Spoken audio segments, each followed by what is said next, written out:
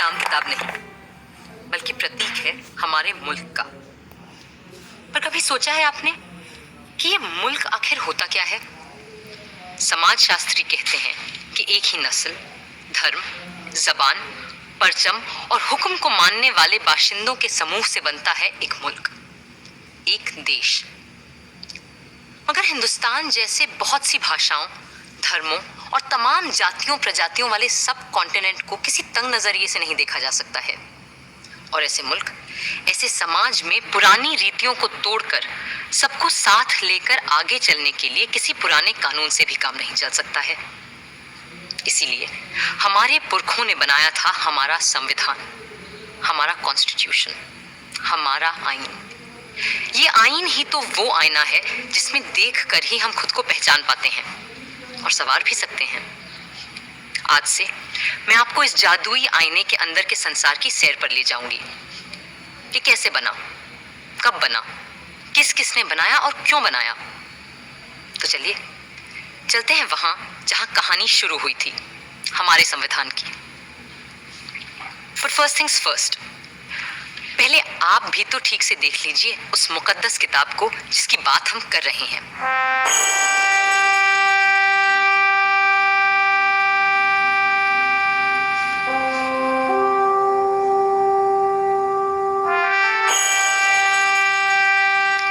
शांति निकेतन के प्रसिद्ध चित्रकार श्री नंदलाल बोस की रहनुमाई में कई कलाकारों ने भारत के इतिहास, पुराण और लोक कथाओं की छवियों से इस ग्रंथ को सजाया था। और प्रेम बिहारी नारायण रायजादा जैसे खुशखत कातिबों ने इसे अपने कलम से निखारा था।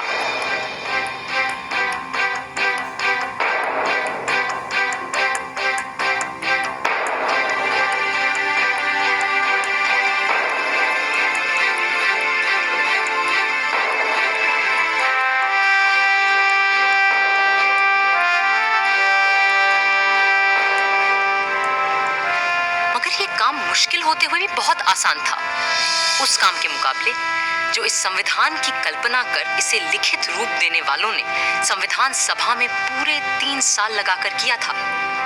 क्योंकि वह कल्पना केवल एक किताब की नहीं थी, वह तसव्वुर था एक नए मुल्क का, एक नए समाज का, एक ऐसी नई संस्कृति का जो इससे पहले इस संसार में कभी देखी नहीं गई थी। दिसंबर 1946 में जिस इमारत की तामीर शुरू की गई थी, असल में उसकी नींव बहुत पहले रखी जा चुकी थी। 1857 की क्रांति के दौरान बागी सिपाहियों ने भी हिंदुस्तान का एक अपना संविधान बनाने की कोशिश की थी। उनका विद्रोह तो जल्दी ही दबा दिया गया, मगर आजाद देश का एक अपना आईन बनाने का सपना न दबा था न हारा था। और जैसे जैसे महात्मा गांधी के नेतृत्व में आजादी की आवाज तेज हुई, तो अपना संविधान बनाने की मांग भी और तीव्र होती गई। My mentor Gopal Krishna Gokhale presented to the British government a note on the Constitution in 1914, and the British said, yes, we will accept it after the war. But now they want to make a constitution for us. But you know, a constitution for India should be and can be framed only by Indians. Now it works. What will you do with this spinning wheel, Mr. Gandhi?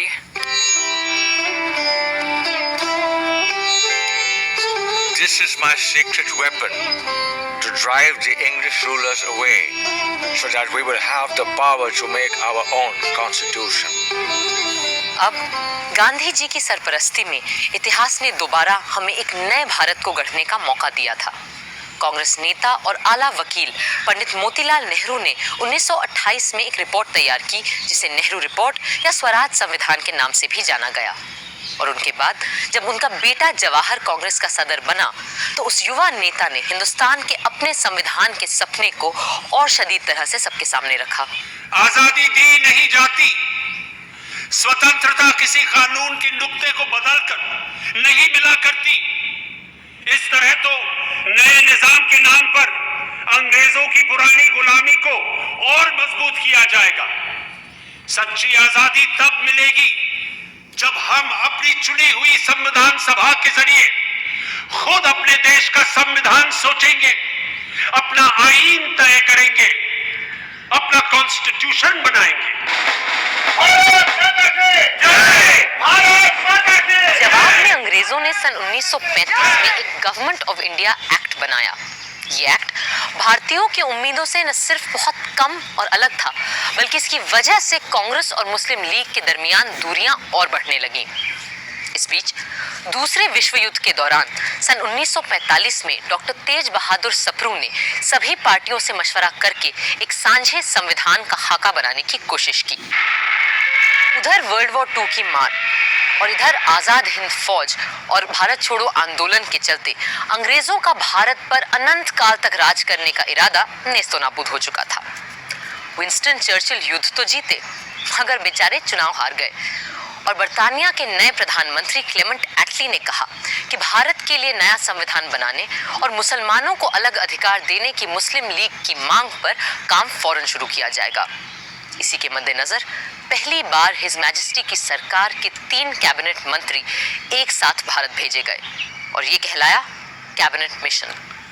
Believe me, India will be a much better place after you have left us to ourselves.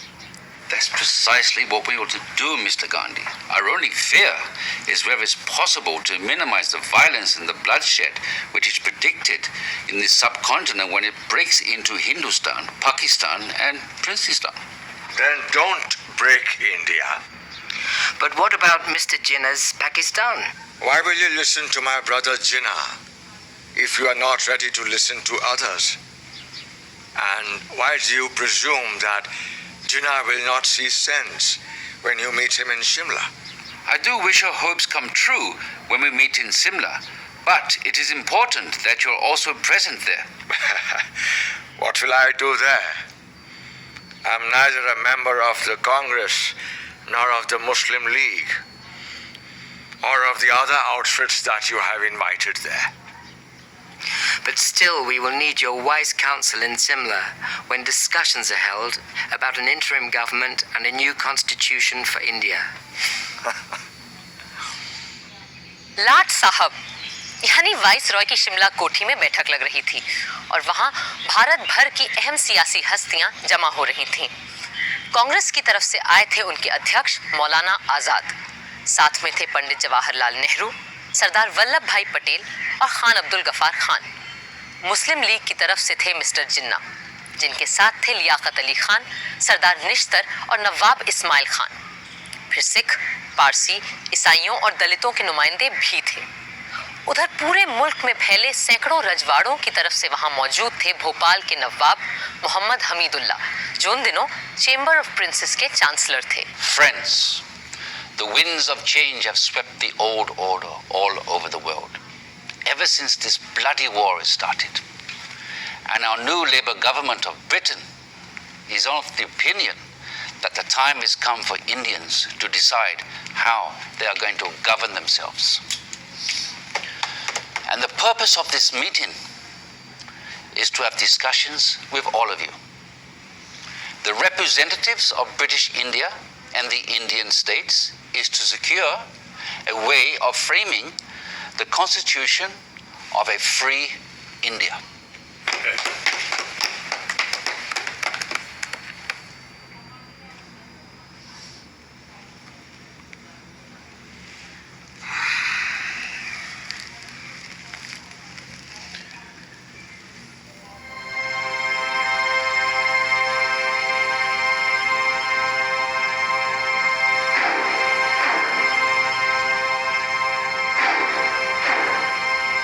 जिन्ना साहब को ये बात नागवार गुजर रही थी कि जिसे वो महज हिंदुओं की पार्टी मानते थे, उस कांग्रेस के आधे नुमाइंदे मुसलमान थे और उनकी रहनुमाई भी एक मुसलमान ही कर रहा था।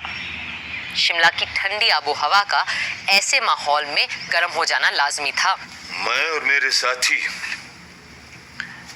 इस वक्त यहाँ पूरे हिंदुस्तान की आजादी की पेशकश लिए मौजूद हैं।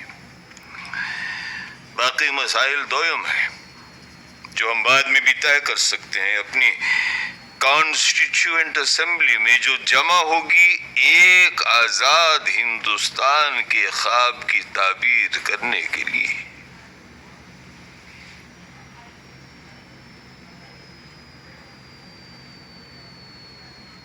colleagues and I stand here for the independence of the whole of India. Other matters are subsidiary to this and can be discussed and decided in the Constituent Assembly, which will make a blueprint for an India of our dreams. Dreams that may turn into nightmares for the Muslims of this country if we allow the Congress to have its way. That's why it's imperative that we Muslims of India have our own group of states that may decide its own constitution. What are the groupings you have in mind, Mr. Jinnah? All the Muslim majority states like Sindh, Punjab, Balochistan, and Northwest Frontier Province will form the first group. And the states of Assam and Bengal will be in the second group. Mr. Jinnah, if, as you suggest, these groups separate from the body of India, then pray tell us, what is left for the Constituent Assembly to make laws for? The rest of India in the center and the south? And what happens to the princely states? Well, they can have their own constituent assemblies. This is not acceptable to us. We are here to discuss the fate of a united India, not to break India into pieces. And if this is the purpose of this mission, I'm afraid we have no business being here. In that case, I'll be forced to adjourn the meeting. जिन्ना साहब चाहते थे कि हिंदुस्तान के पूर्व में असम और बंगाल और पश्चिम में 4 मुस्लिम बहुल सूबों के लिए एक अलग संविधान सभा बने और बाकी के भारत के लिए दूसरी संविधान सभा, और राजे रजवाड़े खुद अपने आप तय करें कि उन्हें किसी के साथ जाना है या खुद मुख्तार रहना है। जाहिर है कांग्रेस के नेताओं को ये अनेक संविधानों की सूरत बिल्कुल बर्दाश्त नहीं थी। कल कुछ लोगों ने ग्रुपिंग्स के लिए एक तजवीज पेश की थी जो हमारे मुल्क को मजहब व मिल्लत की बिना पर बांटने की एक पेशकश है। हम ऐसी किसी भी तरह की पेशकश के सख्त खिलाफ हैं।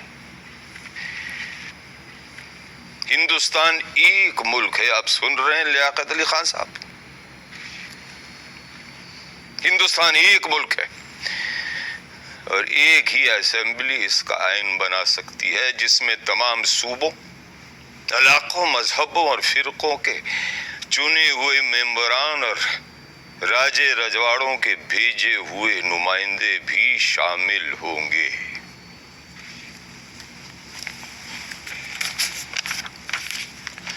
References were made yesterday to groups of provinces arranged on communal lines.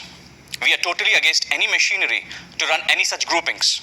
India is one nation and it needs its constitution to be made by one assembly, which has elected representatives of the states, region, religion, and the nominated representatives of all the princely states as well. This is what I call the tyranny of numbers. Everyone knows here that such an assembly will have a brute majority of caste Hindus and their party, the Congress. And in the game of numbers, minority Muslims will have no say left.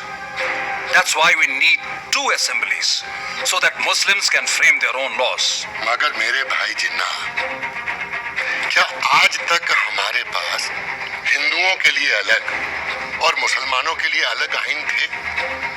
नहीं थे ना? तो फिर यकबयक आज इन 2 कानूनों की जरूरत क्यों आन पड़ी? क्यों? I trust the British sense of fair play. But with the Hindus ruling India through their Congress, Muslims need a special constitutional protection. I have gone through the length and breadth of India, and I know how vulnerable Muslims are feeling today. And as their sole representative here, it is my duty to... ये आपसे किसने कह दिया कि मुसलमानों के अकेले नुमाइंदे आप ही हैं? अरे भाई, मुसलमान तो हम भी हैं, क्यों मौलाना? Well, I do not need to establish my credentials here, because the Muslims of this country know who stands here for their rights and who here is a paid quisling Muslim masquerading as their representative. I take strong objection to such a remark being made about my esteemed colleague. Mr. Jinnah, if I've got you right, you need these groupings because of the communal mistrust that exists in this country. That's perfectly right, Sir Stafford. Muslims cannot be a part of a constituent assembly which will be dominated by caste Hindus. May we deal with first things first, please? Which is to dispose of the problem of the Indo-British relationship. For that, we need to make our own constitution for a free India. The communal problem can be dealt with later. Later? Later, there'll be no Muslims left alive in India if Congress is given its way. And that is unacceptable to me. If Mr. Nehru doesn't like the idea of groupings of states within the same India, then it will be better to have two Indias. One for Hindus and another for Muslims.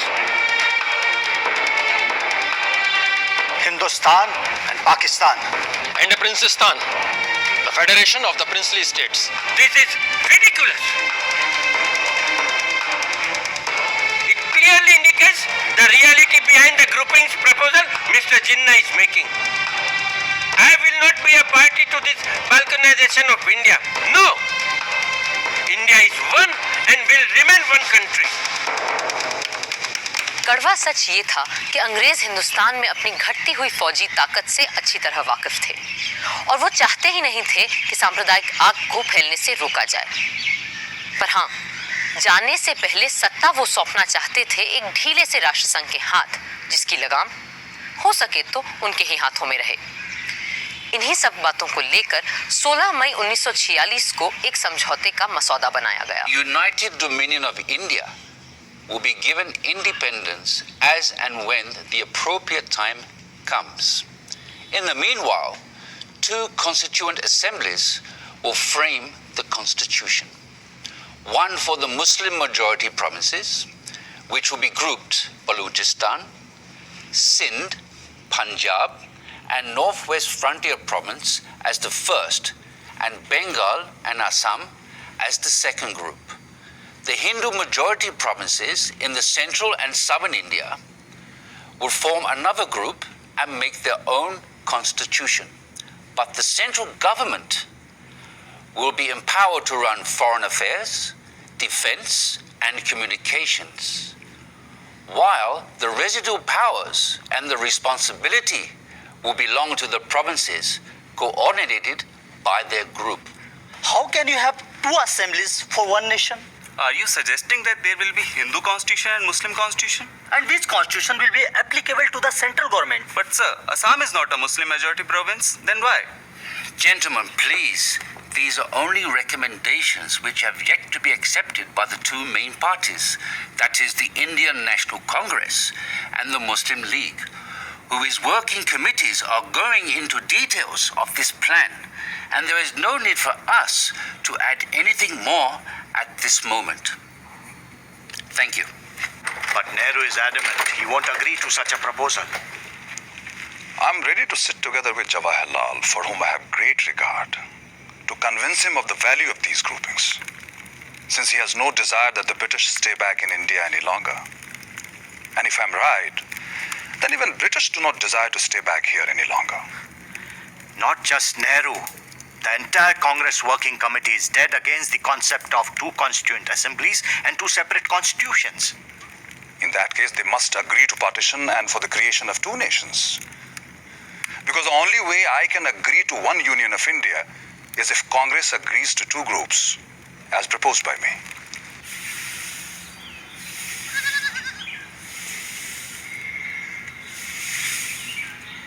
Bapu, working committee ने जिन्ना साहब की groupings की तजवीज के खिलाफ एक resolution pass किया है। The Congress working committee agree that the groupings will hinder the concept of a united India and rejects any such demands put by external pressures which will hinder the working of any body constituted to decide the future of an independent country. There should be a sovereign body for the purpose of drafting the constitution and, it must be unhindered by any external authority. ये है हमारा दस्तावेज बाबू। हम अपने देश का बंटवारा कभी कबूल नहीं कर सकते। अंग्रेजों ने हमारे साथ चाहे कुछ भी किया हो, उनके कैबिनेट मिशन ने अपना काम पूरा कर लिया है और अब उन्हें जल्दी है कि वो हमारी छाती से उतरे और जाएं। अब ये हम पर है कि हम कैसे अपनी इस दुखी अभागी धरती को सुखी और भाग्यशील बनाएं। कुल मिलाकर कैबिनेट मिशन असफल हो चुका था, मगर वो खाली हाथ वापस भी नहीं जाना चाहते थे। सो दोबारा एक बार मिलने और बातचीत का सिलसिला शुरू हुआ और 1 महीने की मशक्कत के बाद 16 जून को एक और प्रस्ताव सामने आया। Partition? The Congress will never agree to partition. Why would they agree to parity between themselves and the Muslim League in the interim government? And why will they not agree to have any Muslim members on behalf of Congress? How can 1/4 of the population be given half the population's seats in the cabinet?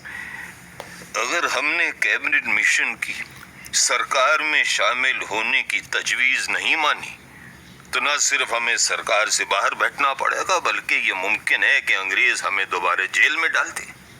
अब इससे बेहतर ये है कि हम उनकी इतनी सी बात मान लें कि हमारी भेजी काबीना की फहरिस्त में किसी मुसलमान का नाम न हो। खुद अपना नाम कटवाने की तरकीब बता रहे हैं आप तो मौलाना। सरदार, मुल्क किसी भी शख्स से बहुत बड़ा होता है और किसी भी मिल्लत से भी। मैं मौलाना की बात समझ सकता हूं। अगर हमने सरकार में आने का ये मौका हाथ से जाने दिया तो यकीनन मुस्लिम लीग और खास तौर से जिन्ना साहब इस बात का नाजायज फायदा उठाएंगे। बापू, आपका क्या कहना है?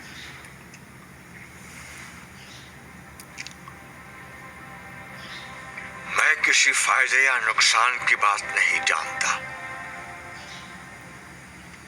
मैं वही बोलूंगा जो मेरी आत्मा का कहना है, और मेरा मानना यह है कि जिन्ना साहब के डर से या सरकार में शामिल होने की जल्दबाजी में अगर हमने कांग्रेस की सूची से मुस्लिम भाइयों के नाम काट दिए तो हम में और उनमें अंतर क्या रह जाएगा?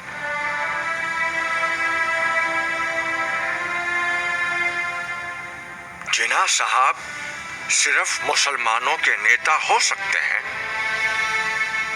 पर आप लोग तो सिर्फ हिंदुओं के रहनुमा नहीं है ना।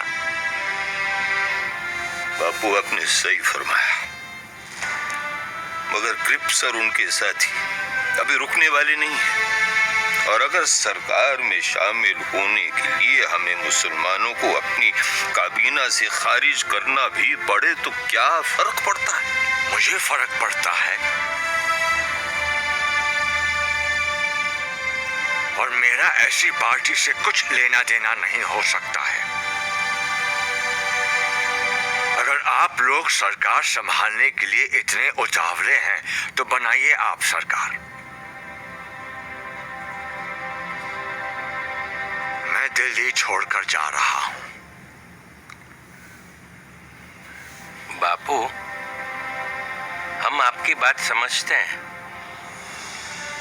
पर अगर इस समय उन्हें फौरन जवाब नहीं दिया तो ये मौका हाथ से निकल जाएगा। अगर यही आप सबका फैसला है तो मैं अपनी हार स्वीकार करता हूं। मुझे अंग्रेजों की नीयत सही नहीं लगती, पर मेरी बात ही सही है। इसका कोई सबूत भी तो नहीं है मेरे पास।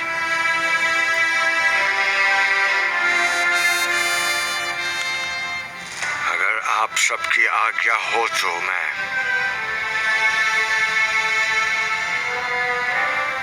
इजाजत चाहूंगा।